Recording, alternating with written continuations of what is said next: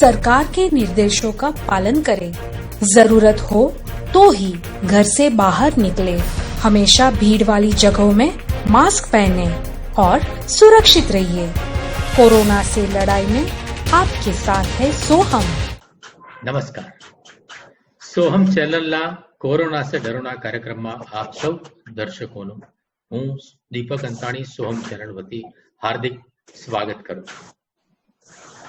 આપણે આ કાર્યક્રમ લગભગ છેલ્લા 70 દિવસથી કરી રહ્યા છીએ અને વિશ્વભરમાં આ કાર્યક્રમ ખૂબ જોવાઈ રહ્યો છે।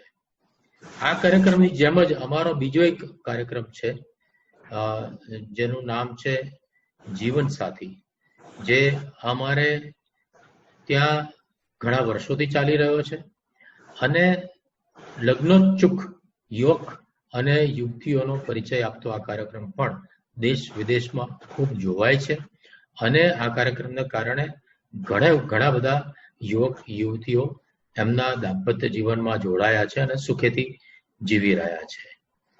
આ કાર્યક્રમ આપણે કોરોના સે ડરોના, કોરોનામાં જુદા જુદા ક્ષેત્રના લોકોને શું અસર થઈ એની વિશે આ કાર્યક્રમમાં આપણે દરરોજ વાત કરતા હોઈએ છીએ અને જુદા જુદા ક્ષેત્રના મહાનુભાવોને આમંત્રિત કરતા હોઈએ છીએ। અત્યારે આ કાર્યક્રમ અમારા ફેસબુક પેજ સોહમ ટીવી અને અમારા બીજા Facebook page Transmedia Gujarati screen and stage awards પર લાઈવ જીવંત દેખાઈ રહ્યો છે, જેની પર આપ જોઈ શકો છો। એ સિવાય જ્યાં ચેનલ ન દેખાતી હોય તેઓ www.transmediaindia.com પરથી આ સોહમ ચેનલને લાઈવ જોઈ શકે છે। જીઓ એપ પર પણ આ સોહમ ચેનલ દેખાઈ શકે છે અને પરદેશમાં સ્લિંગ અને જાદુ બોક્સ પર આ ચેનલને આપ જોઈ શકો છો। આજના આપણા અતિથિગણ કવિઓ છે, સાહિત્ય જગતમાંથી છે, અનેક ફિલ્મ નિર્માતા છે, સર્જનાત્મક ક્ષેત્રમાંથી આ આપણા આજના અતિથિઓ છે। કોરોના કાળે ઘણું બધું આપણને શીખવાડ્યું અને ઘણું બધું જેને કહેવાય કે જે લોકોને સર્જનશીલતામાં, સાહિત્યમાં, ભાષામાં રસ નહોતો તેઓ પણ ફેસબુક અને જુદા જુદા માધ્યમ પર લખતા થયા અને બીજાનું લખેલું વાંચતા થયા। આજે આપણી પાસે બે કવિઓ, યુવા કવિઓ ઉપસ્થિત છે। હું એમનો પરિચય આપી દઉં। સૌપ્રથમ અતિથિ છે શ્રી ચંદ્રેશભાઈ મકવાણા નારાજ। યુવાન કવિ ચંદ્રેશ મકવાણાને 2002ના એક જ વર્ષમાં રાવજી પટેલ અને શહેદા એવોર્ડ એમ 2 સન્માન પ્રાપ્ત થયા। એમના 5 પુસ્તકો પ્રસિદ્ધ થયા છે। વૃક્ષ નથી વૈરાગી, 5 યુવા કવિઓનો સંગ્રહ, 20 પંચા, તસ્લીમા નસરીનના પુસ્તકનો અનુવાદ મારા બાળપણના દિવસો, ગ્રંથોત્સવ અને ચાણક્યમેન્ટ। વેબ ગુર્જરી પર એમના પદાર્પણ બદલ એમને ધન્યવાદ મળતા રહે છે। લોકડાઉનમાં એમણે લખેલ ગીત મારો દેશ ખીલશે ગુજરાત ખીલશે એનું ફિલ્માંકન 30થી વધુ સ્ટાર સાથે થયું અને 1 કરોડ કરતા વધુ લોકોએ આ ગીતને પસંદ કર્યું। ઉપરાંત ચંદ્રેશભાઈએ ઘણી બધી ડોક્યુમેન્ટરીઝ લખેલી છે। અમુક ફિલ્મોમાં પણ એમના સંવાદો લખાયેલા છે।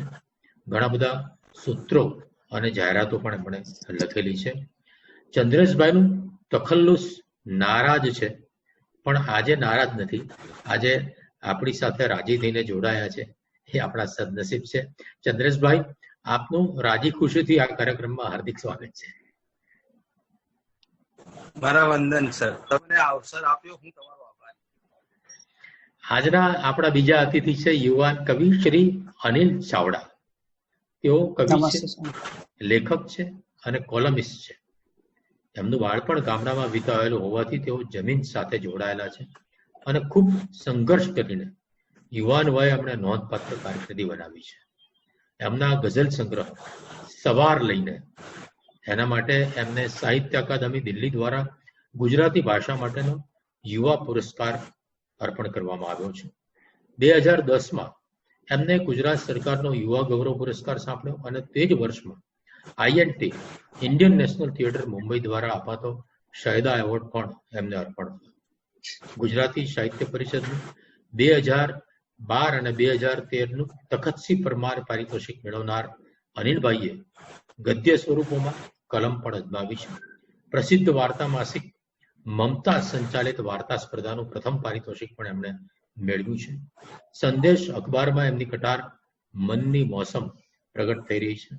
એમનો એક કાવ્ય સંગ્રહ, એક લઘુ વાર્તાઓનો સંગ્રહ, એક હતી વાર્તા અને એક નિબંધ સંગ્રહ પ્રસિદ્ધ થયા છે.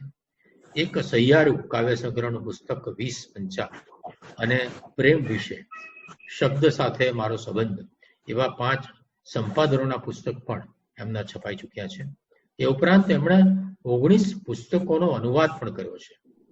એવોર્ડ વિજેતા શિક્ષકોના અનુભવો, આકાશ વાવનારા અને એવોર્ડ વિનિંગ પ્રિન્સિપાલોના અનુભવો, આચરે તે આચાર્ય, એ તેમણે એમના પુસ્તકોમાં ટાંક્યા છે. આપણા સદનસીબે આજે અનિલભાઈ ચાવડા આપણી સાથે ઉપસ્થિત છે. અનિલભાઈ, આપનું આ કાર્યક્રમમાં હાર્દિક સ્વાગત છે. નમસ્તે સર. આજના આપણા ત્રીજા અતિથિ શ્રી ઉત્પલ મોદી, જે ફિલ્મ નિર્માતા અને દિગ્દર્શક છે, એ ટૂંક સમયમાં કદાચ આપણી સાથે જોડાશે. થોડોક ટેકનિકલ ઇસ્યુ એમને નડી રહ્યો છે. એ જોડાય ત્યારે એમનો પરિચય આપીને એમની સાથે વાત આપણે આગળ વધારીશું. ત્યાં સુધી આપણે અનિલભાઈ અને ચંદ્રેશભાઈ સાથે આજનો દોર શરૂ કરીએ. આપ બંને યુવા કવિ છો. કોરોનાનું વાતાવરણ થોડુંક ડહોળાયેલું અને ચિંતાજનક છે, પણ સાહિત્ય અને કલાને ક્યારેય કોઈ વાતાવરણ નડતું નથી. એટલે આજના કાર્યક્રમની શરૂઆત આપણે અનિલભાઈ આપની કોઈ સરસ મજાની રચનાથી કરીએ. આપની પસંદગીની કોઈ રચના આપ સંભળાવો અનિલભાઈ. અત્યારે કોરોનાનો સમય છે, લોકો હવે લોકડાઉન 2 થઈ ગયું છે, ચાલુ થઈ રહ્યું છે, ત્યારે હજી પણ ઘરની બહાર નીકળવામાં જોખમ તો ખરું જ. એટલે દરેક માણસે સાવચેતી રાખવી જોઈએ. તો એ જોખમ પરની થોડી કવિતાની પંક્તિઓ કહું સાહેબ, કે ઘરની બહાર નીકળવામાં બહુ જોખમ છે. ઘરની બહાર નીકળવામાં બહુ જોખમ છે, મળવું છે પણ મળવામાં બહુ જોખમ છે. વાહ, સરસ. ને ઘરની બહાર નીકળવામાં બહુ જોખમ છે, મળવું છે પણ મળવામાં બહુ જોખમ છે. ને જિંદગીની કંઈક કપરી ભીંસમાંથી નીકળી છે. મારી ગઝલો નહીં પડેલી ચીસમાંથી નીકળી છે. વાહ વાહ વાહ. જિંદગીની કંઈક કપરી ભીંસમાંથી નીકળી છે, મારી ગઝલો નહીં પડેલી ચીસમાંથી નીકળી છે. ને મારી સાથે સાથે એને ઘર સુધી નહીં આવવા દઉં. મારી સાથે સાથે એને ઘર સુધી નહીં આવવા દઉં. એક ઉદાસી જે અહીં ઓફિસમાંથી નીકળી છે. ને જો ચૂલાલગ નહીં જવા દો તો જશે જ્વાળામુખી લગ. જો ચૂલાલગ નહીં જવા દો તો જશે જ્વાળામુખી લગ. નાની અમથી આગ જે માચીસમાંથી નીકળી છે. ને છે સમય તો 12+12 અંધારી ગુફાઓ. છે સમય તો 12+12 અંધારી ગુફાઓ. ને હયાતી રોજ એ 24માંથી નીકળી છે. વાહ વાહ વાહ. અત્યારે 24 કલાક વિતાવવા એટલે કોરોના કાળમાં દરેક કલાક એક ગુફામાંથી પસાર થવા જેવું છે. તો આ એક નવી કવિતા હતી અને આનંદ થયો સર આ નવી કવિતા તમને સંભળાવીને. વાહ, ના, બહુ જ મજા આવી, બહુ સરસ.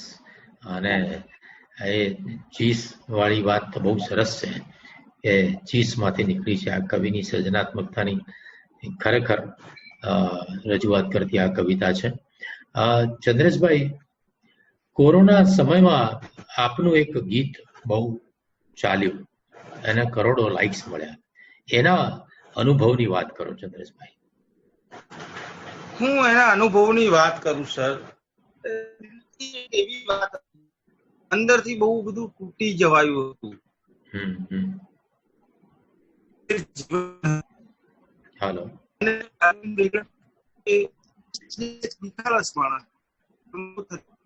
હાલો. કરીએ આપણે. ચંદ્રેશભાઈ આપનો અવાજ કપાય છે. એક જ સેકન્ડ. તો સમય એવો હતો સર કે માનસિક રીતે લોકો બહુ જ તૂટી ગયા હતા અંદરથી. આવે છે બરોબર અવાજ સર? હા, હવે બરોબર આવે છે. અને વેગડા સાહેબ, ચંદ્રેશ, આપણે શું કરી શકીએ? જો સાહેબ, મેં કહ્યું કે મારી જોડે પૈસા કે એવું તો છે નહીં જે હું સમાજને આપી શકું, પણ આપણે એક એવું સરસ ગીત લખીએ કે જેમાંથી થોડો ઉર્જાનો સંચાર થાય. અને એ ગીત મેં લખ્યું. પછી તો બધું કુદરતી થતું હોય છે, કામ નક્કી કરીને થતું નથી હોતું સાહેબ. બરોબર છે. એ મેં નિસ્વાર્થ ભાવે લખ્યું, એમણે નિસ્વાર્થ ભાવે સમીરભાઈ માનાબેને સરસ સંગીત આપ્યું. મજાની વાત છે કે નરેશ કનોડિયા સાહેબ થી લઈને હિતેન કુમાર સાહેબ થી લઈને હિતુભાઈ થી વિક્રમભાઈ, બધા સ્ટાર જોડાઈ ગયા એની સાથે. અને આ લોકડાઉનમાં શક્ય બન્યું હતું, કારણ કે તમે જાણો છો આ બધા એટલા વ્યસ્ત છે કે એક સાથે આટલા લોકોને ભેગા કરવા એ કદાચ અશક્ય જેવી વાત. બરોબર છે. પણ બધા પ્રેમથી જોડાયા, બધા પોતાના ઘરથી પ્રેમથી વિડીયો મોકલ્યા. અને એક કામ જે પ્રેમથી થયું હતું, જેમાં કશું સાબિત નહોતું કરવાનું કે ભાઈ આપણે આમ કરવાના. બરોબર છે. એને ભારતના વડાપ્રધાન શ્રીએ વધાવ્યું, આપણા મુખ્યમંત્રી શ્રીએ, બધી ચેનલોએ એને સતત બતાવ્યું. આ કદાચ નસીબ હોઈ શકે, આમાં કોઈ માણસ કશું ન કરે. મારું એવું માનવું છે કે આમાં કદાચ ઈશ્વર નો સાથ હતો. બરોબર છે. આપે લોકડાઉન દરમિયાન બીજું શું શું કર્યું? સર, અમે કુલ 4 ગીત કર્યા. લોકડાઉન નું પહેલું એવું ગીત જે થોડું ફની જેવું હતું, મેં અને વેગડા સાહેબે જ કર્યું કે ભાઈ ઘરમાં રહેજો, બહાર જશો તો મરી જશો, પત્ની જે આપે ખાઈને સુઈ જાઓ. ઘર બહાર જવાની, હું તમને કહું, હું 120 દિવસ ઘરની બહાર નથી.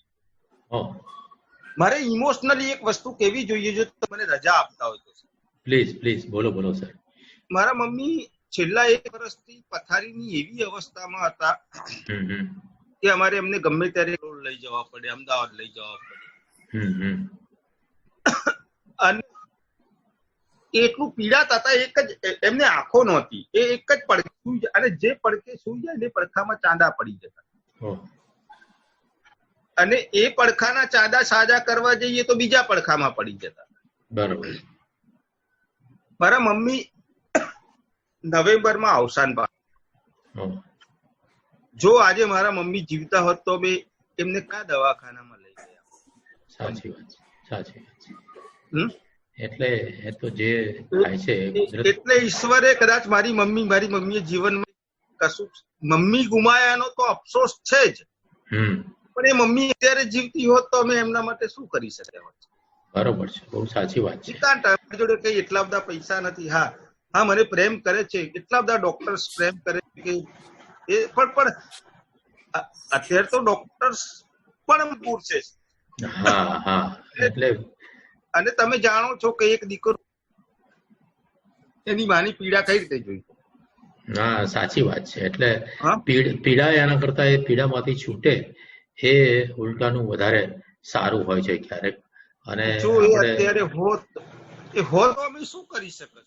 બરોબર છે, સાચી વાત છે. એટલે આપણા હાથમાં કઈ નથી, આપણે ઈશ્વરના ન્યાયને સ્વીકારવો જ રહ્યો, પણ આપણે પ્રાર્થના કરીએ કે. અને પછી મોટી વાત બની છે, મારા મમ્મી ગયા એટલે મારા પપ્પાને સૌથી વધારે સહકારની અમારા દીકરાઓ. એની પણ પત્ની જાય સર, મારી મમ્મી મારા પપ્પાની વાત છે એટલે નહીં, એ તમારા મમ્મી હોઈ શકે, એ દુનિયામાં કોઈના મમ્મી કોઈના પણ પપ્પા હોય, પણ જયારે જીવન સાથી છૂટે ને સાહેબ, માંથી એક જાય ત્યારે બીજી વ્યક્તિનો ખાલી પોકેટ. સાચી વાત. એ સમયમાં કોરોના આવ્યો. હું મારા પપ્પાનું મોઢું 4 મહિનાથી નથી જોયું, કારણ કે પહેલા તો લોકડાઉન લાગુ પડ્યું, આ પડ્યું તે. એટલે હવે એવી સ્થિતિ હતી, પણ આ સ્થિતિની અંદર હું કહીશ તો તમને નહીં ગમે, કદાચ શ્રોતાઓને પણ નહીં ગમે, પણ હું એક શેર કહું છું. જયારે પૂર્વ વિશ્વ સાથે યુદ્ધ થઈ જશે, જયારે પૂર્વ આખા વિશ્વ સાથે યુદ્ધ થઈ જશે. કુદરત અલિપ્ત થઈ બધાથી બુદ્ધ થઈ. વાહ વાહ વાહ, બહુ સરસ.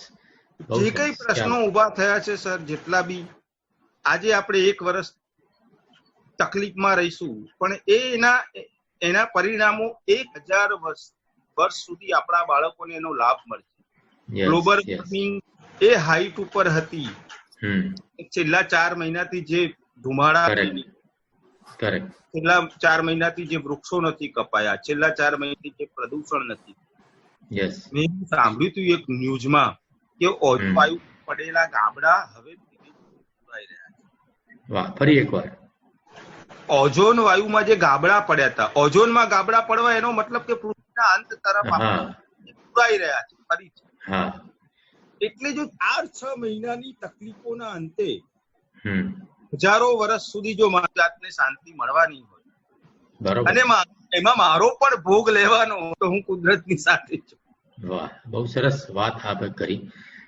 અને હસતા હસતા આપે વાત કરી. થોડીક સંવેદનશીલ વાત હતી, પણ આપણે હસતા હસતા કરી. આપણા ત્રીજા મહેમાન ઉત્પલ મોદી આપણી સાથે જોડાઈ ગયા છે.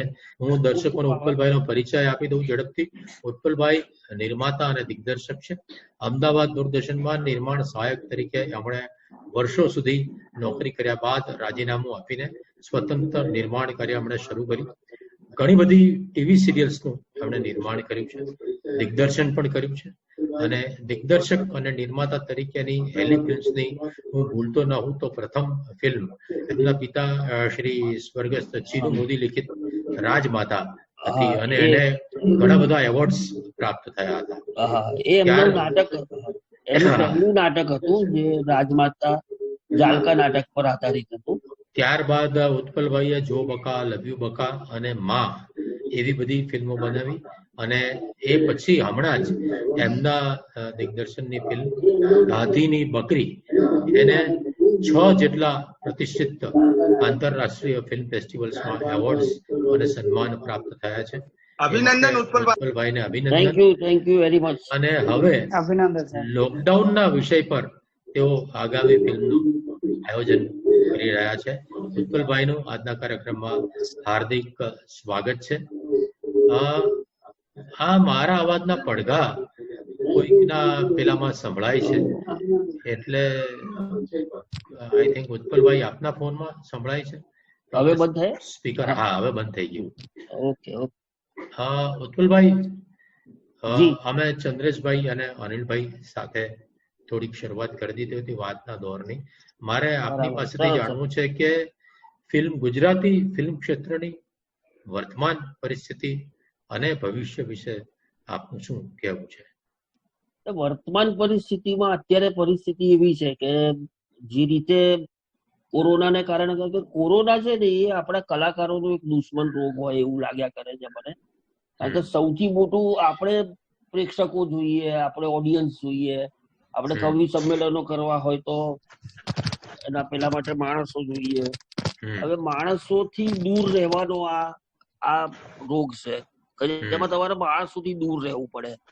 એટલે એને કારણે થિયેટરો ક્યારે શરૂ થાય પેલું. પણ એનો એક બીજો સૌથી સારો ફાયદો એ થઈ રહ્યો છે અત્યારે કે ઓટીટી પ્લેટફોર્મ જે આપણે હજારો, લાખો, કરોડો લોકો સુધી નહોતા પહોંચી શકતા થિયેટરના માધ્યમથી, જે હવે આપણે ઓટીટી ના માધ્યમથી દરેક ઘર સુધી આપણી ફિલ્મ હોય, નાટક હોય, સાહિત્ય હોય. હું તમને થોડુંક વચ્ચે રોકું છું. આપ કેમેરા સામે જોઈને બોલશો તો લો એંગલ ઓછો થશે. હા, બરાબર આવે છે. હા, યસ સર. એટલે એ જે પરિસ્થિતિ છે એનો આપણને એક ફાયદો મળે કે આપણે ઘર સુધી પહોંચી જઈ શકીએ છીએ. હવે જે પહેલા પેલું મર્યાદિત હતું કે ટિકિટ લે પછી આવે ઓડિયન્સ, એના બદલે ઓટીટી પ્લેટફોર્મ પર ફિલ્મો રિલીઝ કરવા દઈએ આપણે લાખો ઘરો સુધી, અને સીમાઓને તોડીને, એટલે આપણે આંતરરાષ્ટ્રીય માધ્યમ સુધી બી અમેરિકામાં વસતો ગુજરાતી પણ જોઈ શકે, કેનેડામાં વસતો ગુજરાતી પણ જોઈ શકે. એટલે એક તરફ ફાયદા બી છે, એક તરફ થોડાક એના નુકસાન પણ છે. એમ ભવિષ્ય આપને શું લાગે છે? ના, ભવિષ્ય તો હંમેશા ફિલ્મ ઇન્ડસ્ટ્રીનું આપણે તો વર્ષોથી જોતા આવે છે કે ક્યારેક ડાઉનફોલ થાય, પાછું પેલું થાય. પણ એમનું ભવિષ્ય હંમેશા ઉજ્જવળ જ રહ્યું છે ને રહેશે. આ એક માધ્યમ એવું છે કે લોકો કલાપ્રેમી છે, લોકોને એન્ટરટેનમેન્ટ લેવું ગમે છે, અને જ્યાં સુધી લોકોની એ જિજ્ઞાસા વૃત્તિ અને એ મનોરંજન મેળવવાની ભૂખ છે એ ટકી રહેશે ત્યાં સુધી આપણી ઇન્ડસ્ટ્રીને કશું થવાનું નથી. એનું ભવિષ્ય હંમેશા ઉજ્જવળ જ રહેવાનું છે. બરોબર છે, કારણ કે આપણે ઘેર બેઠા લેપટોપ ઉપર કે મોબાઈલ ઉપર જોવું અને એક ક્લોઝડ થિયેટરમાં અંધારામાં એક સાઉન્ડ ઇફેક્ટ સાથે જોવું, એ બંનેની એક ફરક જ છે. એ બંનેની અંદર ફરક છે. એક સિનેમેટિક એક્સપિરિયન્સ જેને કહીએ ને, જે એ થિયેટરમાં જ મળવાનો એમ. યસ. અનિલભાઈ, જેમ નાટકો અને ફિલ્મો, નાટ્યગૃહો ને બધું બંધ છે, એમ કવિ સંમેલનોના પણ મંચ કાર્યક્રમો અનિશ્ચિત સમય સુધી કદાચ હજી બંધ રહેશે, પણ હવે ઓનલાઈન કવિ સંમેલનો શરૂ થઈ ગયા છે. કવિઓ અને લેખકોની વર્તમાન આર્થિક પરિસ્થિતિ વિશે આપ શું કહેશો, અનિલભાઈ? એટલે કદાચ એમાં કાર્યક્રમોની સંખ્યા તો લગભગ એની એ જ રહી છે, જે તે કવિ કે લેખક કે કલાકાર કરતો હતો એના કઈ મહિને 15-20 કે જે કાર્યક્રમો જે તે કલાકાર કરતો હોય એમાં લગભગ જાજો ફેર નથી પડે એવું મને લાગે છે. ફેર માત્ર એને મળતા વળતરમાં પડ્યો છે. બરોબર. એટલે એ જે માત્ર કાર્યક્રમના આર્થિક મહેનતાણાથી ઘર ચલાવતો હતો એ કલાકારને ચોક્કસ આ સમયમાં મુશ્કેલી પડવાની છે, અને કદાચ પડી પણ રહી છે. તો એ કોરોનાના લીધે એક વિપરીત સંજોગો ઉભા થયા છે, એ ચોક્કસ આપણે માનવું પડે. એની સામે જેમ ઉત્પલભાઈએ કહ્યું એમ કે નવા દરવાજા પણ ખુલ્યા છે ઓટીટીના, કે જેમાં હવે ફિલ્મો તો બતાવાય છે, એન્ટરટેનિંગ પ્રોગ્રામ્સ પણ બતાવાય છે, કે જેમાં સોંગના કાર્યક્રમો હોય, ગીતો ગવાય લાઈવ, કવિતા વંચાય લાઈવ, કે બીજા કોઈ વિશે ડિબેટ થાય, જેમ આપણે અત્યારે લાઈવ કરી રહ્યા છીએ. એના કારણ જ એ છે કે આ કોરોનાનો કાળ છે, એમાંથી ઉદ્ભવેલું આ માધ્યમ છે લાઈવ રેગ્યુલર કાર્યક્રમ થવા. જો એ આ પરિસ્થિતિમાંથી ન હોત તો કદાચ શક્ય છે કે આપણે ચારે એક સ્ટુડિયોમાં બેઠા હોત. તો એના ફાયદા નુકસાન બંને છે જ, અને દરેક આપણે ભોગવી રહ્યા છીએ. અને માણસ એવો છે કે ગમે જેમ પેલું પાણી નીકળે ત્યારે વચ્ચે પથ્થર આવે તો એ રોકાવાનું નથી, એ બાજુમાંથી રસ્તો કરીને નીકળી જવાનું છે. એટલે કોરોના નામનો પથ્થર માનવ જાતના દૈનિક જીવનમાં વચ્ચે આવ્યો છે, પણ એ બાજુમાંથી પાણીની જેમ પસાર થઈ રહ્યો છે અને નવા રસ્તા શોધી રહ્યો છે. અને દરેક મુશ્કેલીનો ઉપાય આજે નહીં તો કાલે, નહીં તો પરમ દિવસે અથવા તેના પછીના દિવસે એ શોધી જ લેતો હોય છે. જેમ કેન્સર થાય છે એના ઈલાજો શોધી લે છે, એઇડ્સ છે તો એની દવા શોધવાનું ચાલુ રહ્યું છે, અમુક સફળતા પણ મળી છે, કોરોનાની રસી પણ શોધાઈ રહી છે. એટલે સમસ્યા છે અને એનો ઉકેલ છે, આ બંનેની વચ્ચે જ આખું જીવન આપણું વીતતું હોય છે. ક્યારેક મોટી સમસ્યા, ક્યારેક નાની સમસ્યા, ક્યારેક વ્યક્તિગત સમસ્યા, ક્યારેક બહોળી સમસ્યા. આ એક વૈશ્વિક સમસ્યા છે અને એની સામે આખું વિશ્વ લડી રહ્યું છે, તમે, હું અને આપણે બધા જ. જી સર. બહુ સરસ વાત કરી. ચંદ્રેશભાઈ, આપનું તખલ્લુસ નારાજ છે, કેમ નારાજ છો? આવું તખલ્લુસ ક્યાંથી રાખ્યું? હું તમને કહું, હું તમને એવી વાત કહેવાનો છું જે હું ફરીથી તમને પરમિશન આપું, તમારી ફરીથી પરમિશન માંગુ છું કે હું જે બોલીશ એ શબ્દો હું પાછા નહીં ખેંચી શકું. બિલકુલ બિલકુલ. અમે એક એવા સમાજમાં જન્મ્યા દીપકભાઈ, અમે કોઈને અડકીએ તો અમને મારવામાં આવતા. એ લોકો ગ્લાસમાં સોના ચૂની રાખી અને આમ પાણી છાંટીને પવિત્ર થઈ જતા. હું પહેલેથી જ હોશિયાર, એટલે મારું છેલ્લું રિઝલ્ટ 74% ડિસ્ટિંક્શન સાથે MA BEd. પણ અમારી સાથે સમાજે ક્યારે આજે પણ હૃદય મકવાણાનો સ્વીકાર સમાજમાં બહુ ઓછા લોકોએ કર્યો છે. બધાને ગુલામો જોઈએ છે સર. તમે ખોટું બોલો તો પણ મારે તમને તો હું સારો, જો તમે ખોટું બોલો છો ને હું તમારા ખોટાનું સમર્થન કરું તો હું સારો છું. જો હું તમારા ખોટાની સામે બોલું છું ખરાબ માણસ. બરોબર. બચપણ આખું મજૂરીમાં ગયું સાહેબ, 10 રૂપિયાની મજૂરી, આખો દિવસ ડાંગર, ધોધમાર માથે વરસાદ વરસતો હોય, ડાંગર આપવાની, 10 રૂપિયા મળે. આવ્યો આમાં નહીં, બહુ ભણ્યો, અમદાવાદમાં આવ્યો, અસ્પૃશ્યતાથી એવું નથી. એવો પહેલો અનુભવ સૌમ્ય જોશી સાહેબના દ્વારા થયો.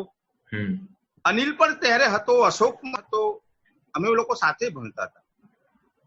અને પહેલી વાર સાહેબ આમ બોલીને એવું કે આમાંથી ખા, તો હું ભાગી જતો, હું સંતાઈ જતો. એ આદત જ નહોતી અમને તો કોઈ ઉપરથી પાણી આપે આમ ખોબાથી પીવાનું. આવા સંજોગોની અંદર કોઈ માણસ એવી રીતે કઈ રીતે કહે કે પાઉડર લઈને આવે આમાંથી ખા.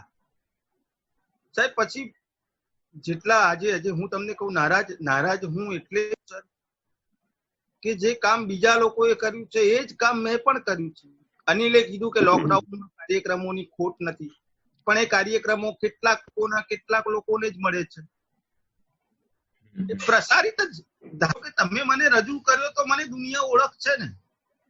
અમુક લોકોને દુનિયા શું જવા દેવામાં જ આવતા નથી ને. એમાં નક્કી કરેલા 5-10 મોટા આયોજકો છે જેમના નામ દઈને મારે દુશ્મની વોરવી ઉત્પલભાઈ, તમે તો બધું જાણો છો. પણ એ લોકોએ એમની ફ્રેમ નક્કી કરેલા 5 લોકોથી વિશેષ ગુજરાતની અંદર હજારો લોકો લખે છે, નાના ગામમાં લખે છે, નાના શહેરમાં લખે છે. એકમાત્ર ચીનુ મોદી સાહેબ એવા હતા જેમણે આખી જિંદગી નાના છોકરાઓને નામ આપ્યું. ચીનુ મોદી સિવાય ગુજરાતી સાહિત્યની અંદર મેં ટોળાશાહી કશું એ સિવાય કશું જોયું જ નથી. એક મંચ છે તો એ 6 જ કવિઓ હોય, એમના નામ આપી શકું. અનિલ નારાજ થઈ જશે, નહીં આપું. અનિલને કામ એટલે મળે છે કે એ ફ્રેમમાં બંધાઈ ગયો છે ને આવડે છે અન્યાયનું સહન નહીં કરવાનું, જે ચાલે એમ ચાલવા દેવાનું. મને ફોન કરીને કહેવાનું કે ચંદ્રેશ જેમ ચાલતું એમ ચાલવા દે. પણ જેમ ચાલતું એમ ચાલવાની તારે ઘર છે તો મારે પણ ઘર છે. જો લેખન કાર્ય તું કરે છે તો લેખન કાર્ય હું પણ કરું છું. જો મારી ક્ષમતામાં કમી હોય તો એ સવાલ જુદો છે, પણ મારામાં ક્ષમતા હોય તો કામ મળવું જોઈએ કે ના મળવું જોઈએ. દીપકભાઈ વચ્ચે સહેજ વાત કરું ચંદ્રેશ? છૂટ છે.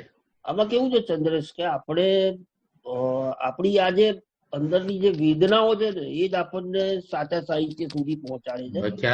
અને બીજી વસ્તુ કે હું એટલા માટે કે એ પેઢીનો હું સાક્ષી રહ્યો છું. ચીનુ મોદી, આદિલ મંસૂરી, રમેશ પારેખ, મનોજ ખંડેરિયા, મનહર મોદી, લાભશંકર ઠાકર, આ પેઢીએ એની આગળની પેઢીનો વિદ્રોહ કરેલો. એટલે હંમેશા વિદ્રોહમાંથી એક નવી પેઢીનું સર્જન થતું હોય છે. અને મને એવું લાગે છે કે આ જે નવી પેઢીના સર્જનમાં કદાચ તારા ભાગે જરા વધારે મોટી જવાબદારી આવી છે એવું લાગે છે. એટલે વિદ્રોહ તો ચાલુ જ રાખવો આપણે. ઉત્પલભાઈ ફેસની સામે કેમેરો લઈ શકો? બહુ લો એંગલ થાય છે ઉત્પલભાઈ. જો તમે સામે લઈ શકો ને, ચહેરાની સામે, ફ્રન્ટ ફેસની સામે. યસ, હવે બરાબર. હજી જેટલો વધારે લેવાય એટલો વધારે સારું. ઓકે, હવે યસ. બહુ સરસ. હું સહમત છું તમારી સાથે.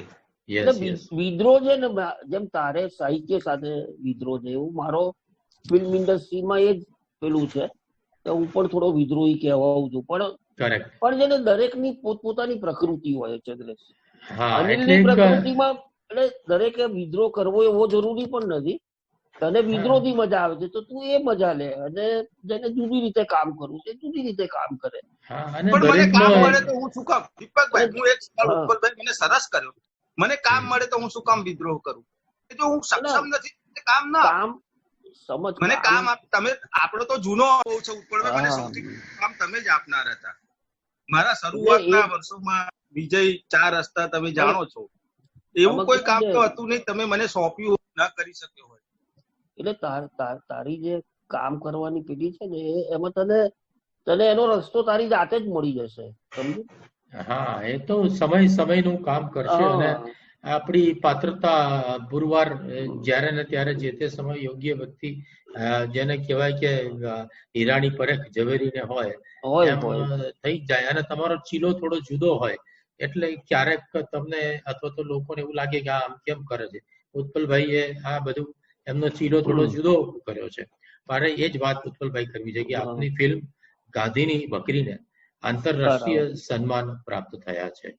આ તમને લોકડાઉન દરમિયાન એક સારા સમાચાર મળે. મને આ ગાંધીની બકરીનું કન્ટેન્ટ મેકિંગ એની યાત્રા વિશે થોડી વાત કરો. મૂળ છે ને આ ગાંધીની બકરી ઓરિજિનલ નાટક બકરી, અને આ સર્વેશ્વર દયાલ સક્સેનાનું આપણી કટોકટીના કાળ વખતે લખાયેલું નાટક, જેને એ વખતે ઇન્દિરા ગાંધીએ બેન કરેલું આ નાટકને, કે બહુ જ વિદ્રોહી નાટક છે એમ. હવે ત્યારબાદ એવું થયું કે ગુજરાતીમાં એ નાટક નિમેશ દેસાઈએ ભજવ્યું, અને એનું રૂપાંતર એટલે અનુવાદ નહીં પણ રૂપાંતર મારા ફાધર કિનુભાઈ મોદીએ કર્યું. અને મૂળ આ નાટક જે છે ને એ આપણી જે સિસ્ટમ આજે ચંદ્રેશ વાત કરી રહ્યો છે ને, આ સિસ્ટમની વિરુદ્ધની વાત છે એમ. તમે સિસ્ટમ તમને હંમેશા બકરી બનાયા કરે છે. એટલે જે પોલિટિશિયન્સ છે કે સમાજના જે સોકોલ્ડ માંધાતાઓ કહેવાતા માણસો, એ પોતાનો ઉપયોગ કરે છે તમને બકરી બનાવીને, અને જયારે તમારો ઉપયોગ પૂરો થઈ જાય છે ત્યારે એ બકરીની જેમ જ તમને કાપીને ખાઈ પણ જતા હોય. એમાં એમને કોઈ જાતની શરમ કે કશું નડતું નથી એમ. એટલે આ વાત કેવું છે કે લખાઈ 1977માં, પણ આજે પણ, અને માત્ર પોલિટિક્સ એવું નહીં, દરેક ક્ષેત્રમાં એ આવી પ્રજા એ બકરી બની જતી હોય છે. અને એ બકરીઓ સામેના વિદ્રોહની આ વાત છે. અને મને એટલા માટે કે મેં ચાઇલ્ડ આર્ટિસ્ટ તરીકે હું આ નાટકમાં 1980માં કામ કરતો હતો, એટલે ત્યારથી મારા મનમાં આ એક બીજ રોપાયેલું કે આ એક એવી વાત છે કે જે આને આપણે ત્યાં ગુજરાતીમાં શું થાય છે દીપકભાઈ, કે સત્તાની સામે પડીને લડવું, એવી ફિલ્મો, એવું સાહિત્ય, એટલે પેલી ભાટ ચારણ સંસ્કૃતિ જેને આપણે કહીએ ને, જે એ થોડીક વધારે દરેક ક્ષેત્રમાં વિકસી ગઈ છે આપણે ત્યાં. અને એને કારણે શું થાય છે કે તમે એટલે કોઈની અગેન્સ્ટમાં નથી કરતા, પણ તમે સમાજને કશુંક આપવા માંગો છો. સમાજ કંઈક આંખ ખુલે એવું પણ કંઈક કરવું જોઈએ ને એમ. માત્ર તમે એમ કે પેલું પ્રેમની કથાઓ ને શૌર્ય કથાઓ, પણ સમાજને આજની સાંપ્રત પરિસ્થિતિ સાથે જે જોડાણ છે કે સમાજને શું પેલું છે, તો એની નિસ્બત સાથેની એક ફિલ્મ બનાવવાનો પ્રયત્ન કર્યો. અને બહુ સરસ આંતરરાષ્ટ્રીય ક્ષેત્રમાં 7 ઇન્ટરનેશનલ એવોર્ડ એવા હતા કે જેમાં ક્યાંક સિલેક્ટ થઈ, 3 જગ્યા ઉપર આ ફિલ્મ વિનર સાબિત થઈ, અને એક જગ્યા પર એને બેસ્ટ કાસ્ટ નો એવોર્ડ પણ મળ્યો. એવું સરસ બધું ચાલ્યું એમ. લોકોને ક્યારે જોવા મળશે બધાને? લગભગ મારી એવી ઈચ્છા છે કે 2 ઓક્ટોબરની આજુબાજુમાં ગાંધી દિનને અને રિલીઝ કરીએ. પણ હવે આ કોરોનાના પેલામાં કેટલું પોસિબલ થાય છે એ સમય પર આધારિત છે. એનું ટ્રેલર કે બધું ક્યારે રિલીઝ કરવાના છો? શું એના સોંગ ને એ બધું ને એના સોંગ પ્રમોશન ને બધું ક્યારે શરૂ કરવાના છે, જેથી ઓડિયન્સ ને? એટલે જયારે રિલીઝ નું નક્કી થાય પછી જ એ બધું કરી શકાય એમ. મારે આમાં કઈ બોલવું છે, હું બોલી શકું દીપકભાઈ? હાજી પ્લીઝ. શૈલેન્દ્રભાઈ ના જીવનનું સપનું હતું, અને એ તો કેટલો પ્રામાણિક અને ઈમાનદાર માણસ. અને મજાની વાત, એના જીવનનું સપનું એને પૂરું તો ઉત્પલભાઈ સાથે જ કરવું. એની નોકરી આપ્યું. કદાચ આ ફિલ્મ માટે સૌથી વધારે ભોગ, દર્શકોને ખ્યાલ ના હોય તો હું કહી દઉં કે શૈલેન્દ્ર વાઘેલાની ચંદ્રેશભાઈ વાત કરી રહ્યા છે, જે આ ગાંધીની બકરીની અંદર અને ઉત્પલભાઈ એ બંનેની મિત્રતા તો હતી જ, પણ કોઈ એક માણસ આખી જિંદગીનો ભોગ આપી શકે પોતાનું એક સપનું પૂરું કરવા. ઉત્પલભાઈ કદાચ સાથે સહમત થશે. એ તો આ ક્ષેત્રનું એ જ પેશન છે. એ બહુ મજાની વાત છે કે એ જે પણ કામ કરે એમાં બહુ જ તટસ્થતા પૂર્વક અને બહુ જ ઊંડાણ પૂર્વક કરે એમ. અને એટલે એને શૈલેન્દ્રને અને મને એનામાં એક્ટર દેખાતો હતો કે ભાઈ એક સારો. અને જે માણસે હંમેશા વર્ષો પહેલા મુંબઈમાં સાથે જયારે હું વડાપાવ ખાઈને જીવતો, તો દર વારે મને બોલાવે, એ મુંબઈ સમાચારમાં નોકરી કરે, ચલો હું તને ખવડાવું છું. અનિલભાઈ, મારે આપની સર્જન યાત્રા અને આગામી આકર્ષણો વિશે જાણવું છે અનિલભાઈ. મારી પસંદગીનો હાજી અનિલભાઈ. જી પણ એમની પસંદગીનો કળશ ઉત્પલભાઈ જ હતા. અને મને આ વાતનો આનંદ છે કે બંને મિત્રોએ સાબિત કરી બતાવ્યું ને એમની સફળતા થયું. અને હું બંને મિત્રોને અભિનંદન આપીશ. બસ. હાજી અભિનંદન. અનિલભાઈ, આપની સર્જન યાત્રા અને આગામી આકર્ષણો શું છે? જી, મારી સર્જન યાત્રા બી આમ તો આપણી જોડે સમય એટલો લાંબો નથી કે હું વિગતે વાત કરી શકું, પણ બહુ ઉપર છેલ્લી અને 1-2 મિનિટમાં વાત કરું તો હું સુરેન્દ્રનગર જિલ્લાના લખતર તાલુકાના કારેલા ગામનો છું, જે બહુ નાનકડું ગામ છે. અને હું અને મારા મધર ફાધર બધા મજૂરીઓ કરતા હતા. ગામના બસ સ્ટેન્ડમાં સુઈ રહેવું. રાજકોટના ઘણા બધા ગામો છે કે જેના બસ સ્ટેન્ડમાં અમે સુતેલા છીએ. સાંગણમાં, મેંગણી, ઘણા બધા છે. અને એના ખેડૂતો આજે પણ મને યાદ છે. લક્ષ્મણભાઈ નામના એક ખેડૂત હતા, એક કિશોરભાઈ નામના ખેડૂત હતા, એમના ખેતરમાં પડ્યા રહેતા હતા. એટલે અને આ દરમિયાન મારું ભણવાનું ચાલુ હતું અને ભણતો હતો, કવિતામાં રસ હતો, કવિતા વાંચતો, એટલે એમ થતું કે હું પણ લખી શકું. અને મારા ફાધર ને પગનો પ્રોબ્લેમ હતો, એ કઈક એક્સિડન્ટલી અપંગ થઈ ગયેલા. તો મોટા ભાગનો ભાર મારી મધર ઉપર હતો. અને એમને એ સમયથી લઈને આજ સમય સુધી કે એક બાઈ બસ સ્ટેન્ડમાં સુઈ રહેતી હોય, મજૂરી કરતી હોય, 4 છોકરાને સાચવતી હોય અને પતિનું પણ સાચવતી હોય, સમાજ સાચવતી હોય, તો એ બહુ મને અંદરથી ઇન્સ્પાયર કરતી. અને ક્યાંક ને ક્યાંક એ મને અંદરથી કવિતા તરફ દોરી જતી. એટલે જે આપણે, અને હું આમ જોવા જાઉં ને તો બહુ ઓછા બોલું છું. મારે ખાલી હા કે ના થી પતી જતું હોય તો હું આખા વાક્ય સુધી પણ નથી જતો. તો મારું ઓછા બોલવું પણ ક્યારેક કવિતા સ્વરૂપે નીકળે છે. મારામાં આક્રોશ હોય તો એવો ઉછાંછળો નથી, શાંત છે. જે હું કદાચ એ બી મારી પીડા કે રુદન એ બી ઠાલવવા માટે હું બહુ બોલી નથી શકતો. તો એ બધી જ અંદરની ગભરામણો ઠાલવવા માટે કવિતા મને એક મોટો રસ્તો મળ્યો. અને પછી તો હું અમદાવાદ આવ્યો, ભણ્યો અને કવિતા લખતો થયો. પછી ચીનુ મોદીને મળ્યો કે મારા જીવનનો ઘણો મોટો વળાંક આવે એ માણસને મળ્યા પછી. શનિ સભા કે જ્યાં કવિતા લખવી કઈ રીતે, કારણ કે હું એની પેલા કાચા માટલા જેવો હતો. જેવું કાચા માટલામાં પાણી ભરે તો માટલું જલ્દી ફૂટી જાય. એટલે ચીનુ મોદીએ મારામાં રહેલા કવિતાના માટલાને ઘડ્યું. એવું જેવું બુધ સભા છે, તો બુધ સભાના ધીરુ પરીખ છે, એમને પણ મારી કવિતાને સારો એવો ઓપ આપ્યો. ત્યાં જ મને ચંદ્રેશ મળ્યો, અશોક ચાવડા મળ્યા, અંકિત ત્રિવેદી મળ્યા, ભાવેશ ભટ્ટ મળ્યા, કૃષ્ણ દવે મળ્યા, માધવ રામાનુજ મળ્યા. ત્યાં જ આપણે લાભશંકર ઠાકર મળ્યા, ક્યારેક અનિલ જોશી આવી જતા, શોભિત દેસાઈ આવી જતા. તો એ બધા વ્યક્તિત્વમાંથી પ્રત્યક્ષ અને પરોક્ષ રીતે સાંભળીને, ચર્ચા કરીને બધું શીખવા મળતું. અને આ યાત્રા ધીમે ધીમે વધતી ગઈ. ક્યાંક કવિતા ગમી, કોકને સારું લાગ્યું, એને કીધું કે તમે સરસ લખો છો, મારે ત્યાં પણ આવજો ને, કશું બોલજો ને. બરોબર. અને પછી એને અત્યારે આપ કયા પ્રોજેક્ટ ઉપર કામ કરો છો? શું આપણા આગામી આકર્ષણો છે?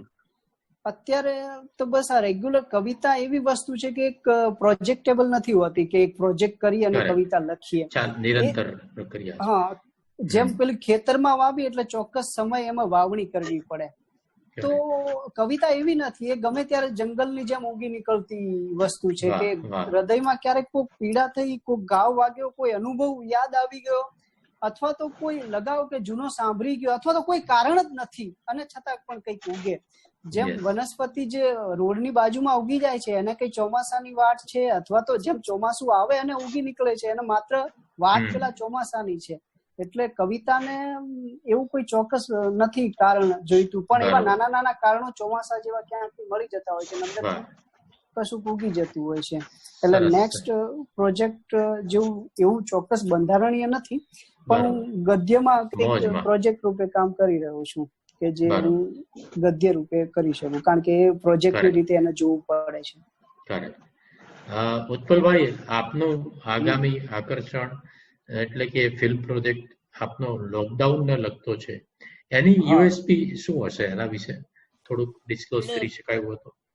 બહુ જ સાચું કહું ને દીપકભાઈ, તો જયારે લોકડાઉન શરૂ થયું અને આપણે તો એકદમ હરતા ફરતા વ્યક્તિઓ અને બહુ જ પેલાથી રહેવાની ટેવ કે સતત સવારે નીકળી જઈએ તો રાત્રે ઘરે પહોંચવાનું હોય, અને અચાનક આ ઘરમાં પુરાવાનો જે પ્રસંગ બન્યો, તો પહેલા 4-5 દિવસ તો ખૂબ મજા પડી. પછી તકલીફો શરૂ થઈ કે હવે આખો દિવસ આખો પસાર કઈ રીતે કરવો, અને એક પ્રકારનું જે માણસનું બોર્ડમ હોય ને, અને તમારું એકાકીપણું, એકલતા, તમને બધા સુખ સાહેબી પ્રસંગો અવેલેબલ છે, પણ એની વચ્ચે જે તમારું દુઃખ છે કે તમે તમારી ઇમોશન્સ ને ક્યાં શેર કરો કે આવા કોઈ પેલા, એટલે એમાં મારા પપ્પાનું એક પ્લે હતું ચીનુ મૂવીનું, હુકમ માલિક કરીને, જેમાં 2 જ પાત્રો, અને કન્ડિશન એવી હતી કે ભાઈ આ એક રૂમ ની અંદર તને જોઈએ તો સ્વર્ગ હું આપીશ, પણ એની સામે એક જ શરત કે એ રૂમમાં બીજા કોઈએ પ્રવેશ નહીં કરવાનો. એટલે આ મને લોકડાઉન દરમિયાનમાં એવું લાગવા મળ્યું કે હું હુકમ માલિક નું પાત્ર જીવી રહ્યો છું. અને એમાંથી પછી મને વિચાર આવ્યો કે એક આ જ વાતને લઈને આપણે ફિલ્મ કેમ ના કરી શકીએ, અને એ વિષય વસ્તુને પકડી અને ફિલ્મનું અમે લોકોએ કર્યું, ને જે દરેક લોકોને આઈડેન્ટિફિકેશન થશે એની સાથે એવું લાગે છે. કારણ કે બધાએ આ વેદના લગભગ આખા વિશ્વમાં બધાએ ભોગવી છે. આમ એટલે આ જોવી લોકોને બહુ ગમશે એવું લાગે છે. એટલે એ વેદનાને આપણે વાચા આપી રહ્યા છીએ. હુકમ માલિક મેં વાંચેલું છે, બહુ સરસ છે. હું રાહ જોઉં છું એની. વર્ષોથી હુકમ માલિક આમ એક એવરગ્રીન પ્લે છે કે વર્ષોથી દરેક કોમ્પિટિશનોમાં ભજવાતું હોય છે, ઘણું જાણીતું છે. બહુ સરસ. આપણે આજે થોડીક નાની વાતો કરી શક્યા આ સમયની અંદર. આપણે કાર્યક્રમ પૂરો કરીએ પહેલા ચંદ્રેશભાઈ, કાર્યક્રમ પૂરો કરીએ પહેલા મારે તમારી એકાદી રચના આપના મોઢે સાંભળવી છે. યસ, કંઈક યોગ્ય સંભળાવો. એ પહેલા મારે સંભળાવવા કરતા પહેલા એક સંદેશ આપવો છે, હું 30 સેકન્ડમાં આપી દઈશ. હા, બિલકુલ. કદાચ આ કોરોના એટલે આવ્યો કે એવા હજારો લોકોની ચીસો આકાશમાં પડઘાઈ રહી છે, જેમની જોડે કામ કરવાની ક્ષમતા હોવા છતાં એ ઘરમાં પુરાઈ રહ્યા છે. ઈશ્વરે બધાને સરખા કરી દીધા, માલિકને ને નોકર. હું વ્યક્તિગત રીતે ખુશ છું.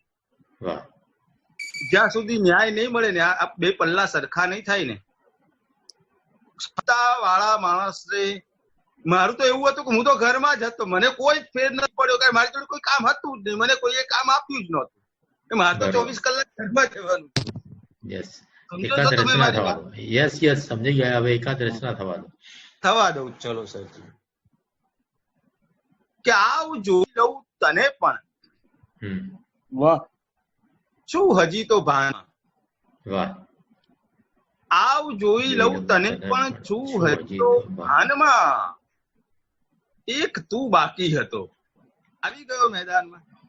ક્યા બાત હે, અચ્છા હે, બહોત બઢિયા. આવ જોઈ લઉં તને પણ, છું હજી તો ભાનમાં, એક બાકી હતો, આવી ગયો મેદાનમાં. ને આ અવાજોના દલાલો, ઉત્પલભાઈ સમજી શકતો કે આ અવાજોના દલાલો કંઠ પણ કાપી ન લે, અવાજોના દલાલો કંઠ પણ કાપી ન લે. એ જ બીકે એક કોયલ ગાય છે વેરાનમાં. ક્યા બાત હે, ક્યા બાત. બહુ સરસ. કે આ અવાજોના દલાલો કંઠ પણ કાપી ન લે, એ જ બીકે એક કોયલ ગાય છે વેરાનમાં. ને હોય હિંમત આવ મસળી ના કહું, હોય હિંમત આવ મસળી ના કહું, બોજ છું, જે તું રેડ્યા કરે છે પથ્થરોના કાનમાં. અને આ શેર દીપકભાઈ અને ઉત્પલભાઈ પ્રેમથી અનિલ સાંભળજે. એક નોંધારી નદીના શ્વાસ પર છૂરો મૂકી, એક નોંધારી નદીના શ્વાસ પર, એક નોંધારી નદીના શ્વાસ પર છૂરો મૂકી, લઈ લીધા છે એમણે સાતે દરિયાબાનમાં. ક્યા બાત હે, ક્યા બાત હે, બહુ સરસ. એક નોંધારી નદીના શ્વાસ પર છૂરો મૂકી, લઈ લીધા છે એમણે સાતેય દરિયાબાનમાં. બેક પંખી, બેક ટહુકા, એક હળવું ઝાપટું, બેક પંખી, બેક ટહુકા, એક હળવું ઝાપટું. ઝાડ શું માગી શકે બીજું તો કઈ વરદાનમાં. ક્યા બાત હે, ક્યા બાત. બહુ સરસ. આજે બહુ સરસ વાતો આપ ત્રણેય મહાનુભાવોએ શેર કરી. મને તો મજા જ આવી છે, દર્શકોને પણ ખૂબ મજા આવી જશે. સાહિત્ય, કવિતા, એના વિશેની થોડીક આપણે વાત કરી અને થોડીક તમારી અંગત વાત પણ લોકોને જાણવામાં રસ પડ્યો જ હશે, કારણ કે એ આપણે જે કંઈ છીએ એ સમાજનું પ્રતિબિંબ આપણે બધા રજૂ કરીએ છીએ આપણા સર્જન દ્વારા. ઉત્પલભાઈએ સરસ વાત કરી. ઉત્પલભાઈને પણ ગાંધીની બકરી માટે અભિનંદન. અને ખૂબ અભિનંદન. આપ ત્રણેય મહાનુભાવો આજે આ કાર્યક્રમમાં ઉપસ્થિત રહ્યા, આપનો અમૂલ્ય સમય ફાળવીને, એ બદલ આપ ત્રણેયને સોહમ ચેનલ વતી હું આભાર માનું છું કે આપે खूब मौज करावी, मजा આવી.